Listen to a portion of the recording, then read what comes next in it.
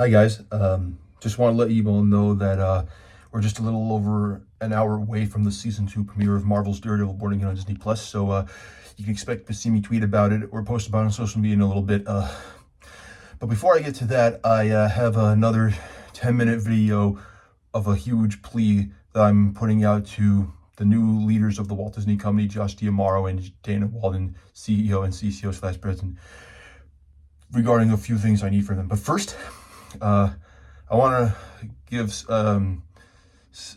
them some thanks for something. Mr. D'Amaro, Miss Walden, before I get to what I'm asking you in this video, I just want to say that I thank you for undoing a big mistake of Bob Iger's by terminating the deal with OpenAI to invest in short form videos from Sora on Disney Plus, especially with Sora shut down. It's time that I'm glad you are committing to your word that generative AI will not be anywhere near the creatives making these movies, and that AI will be used in a responsible manner as a tool. Kind of like how Pixar uses AI, but not in their movies as a tool to like render things faster and edit things in an efficient way, and to help with lighting and animations techniques for things like Ember's Flaming Head and Elemental. So I'm hoping that this is a sign that you'll try to use AI in a responsible way as a tool, not as a replacement. So there's that. And with that, now I'll get into what I'm about to ask of you.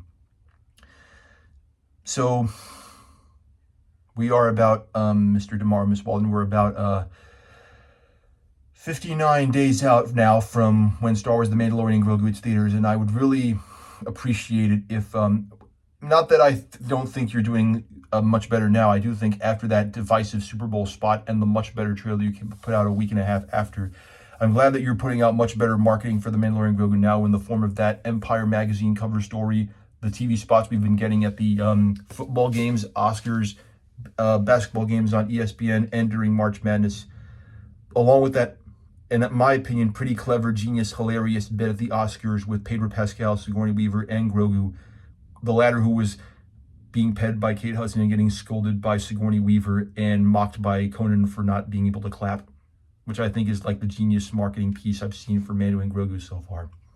Along with that, much better new trailer. But I still think you can do a little better, and I feel like you need to act on this now with having your replacement for The Bachelorette on ABC for the next 8 Sundays from 8 till 11 every Sunday night being 3 episodes each of The Mandalorian from each of its 3 seasons, from all 3 of its seasons until the Sunday of the release week of The Mandalorian Grogu in movie theaters, which is May 17th. Because, think about this. There are a lot of people who probably have seen The Mandalorian on Disney Plus, but not all of them were able to, not everyone has, and not everyone was able to finish it. And that's why I think it would be best to, at least for the people who have not finished The Mandalorian past seasons 1 or 2, that they be given the chance to finish, to reacquaint themselves with The Mandalorian and also Baby Yoda/Grogu on ABC for the next 8 Sundays. That way, you can use those 3 episodes each Sunday for the next 8 Sundays as kind of a way to drop new spots for The Mandalorian Grogu and some special sneak peeks that hopefully don't show too much more that we don't know about, and that while saving the rest for when we see it in the theater on May 22nd. Because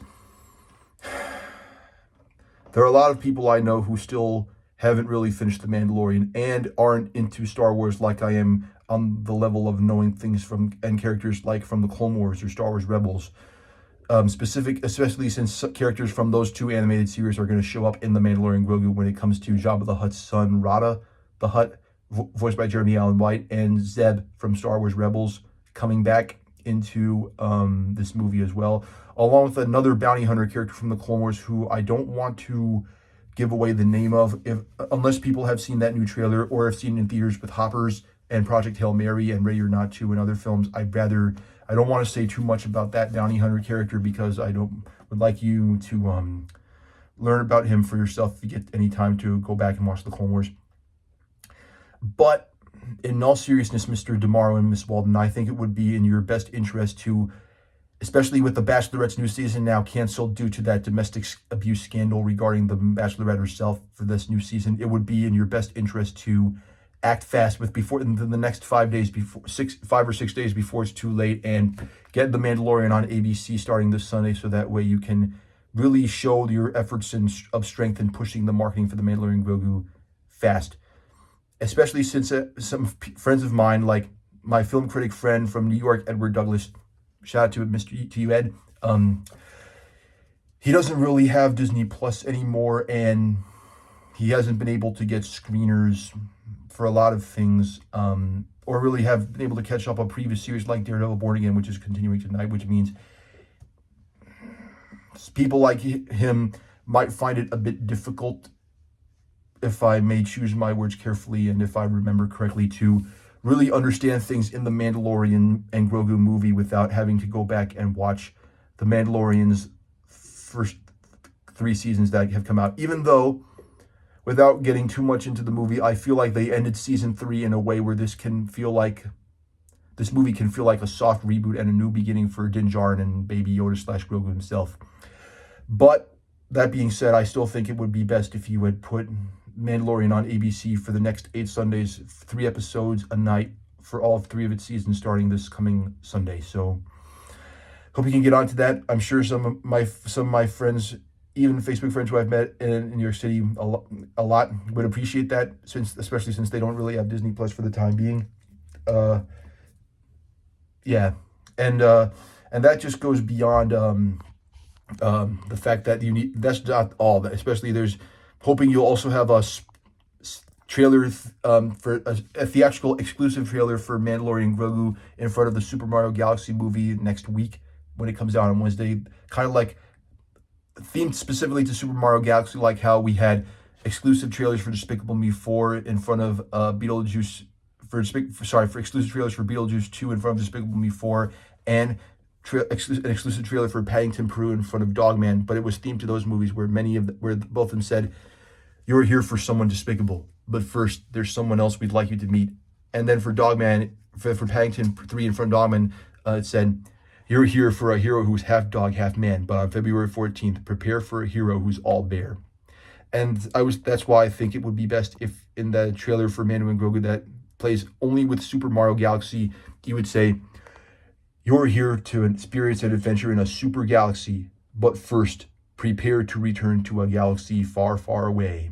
And then you can show the trailer off with new footage and things like that.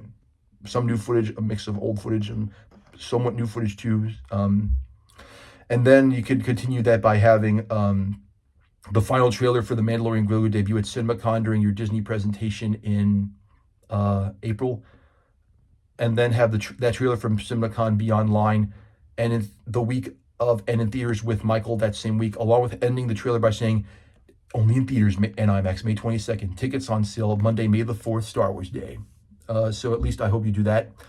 And I also hope that along with launching tickets on May 4th, you also have 1 week early, 1 day only, also exclusive screenings for that movie, like you did with Pixar's Hoppers and Sam Raimi Sent Help, in a way to maybe, if people really like the film, it'll get people to buy more tickets for opening weekend on Memorial Day when that comes out, May 22nd. And I also hope that you will be able to get Pedro Pascal on Saturday Night Live either on April 11th, or if they can get the scripts done before the writers go on strike, May 2nd, because I feel like Pedro Pascal being on SNL on one of those Tuesdays needs to happen. I hope you talk to Lauren Michael about that.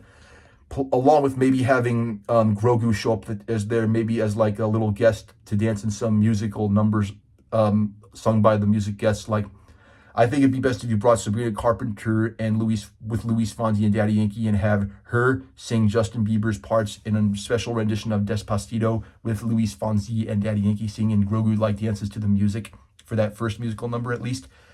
That would be like a great idea, and I'm really hoping to get into that.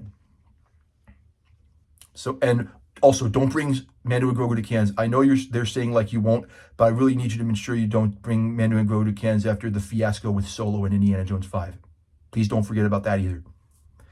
Anyway, that's all I have to say. I hope you get this video. I hope you see it. And thanks for scrapping that AI deal with OpenAI and Sora. So that gives me hope that you'll give the unions directors, actors, and writers the fair deals they want. Don't let them strike. And I really hope you give them the deals they want.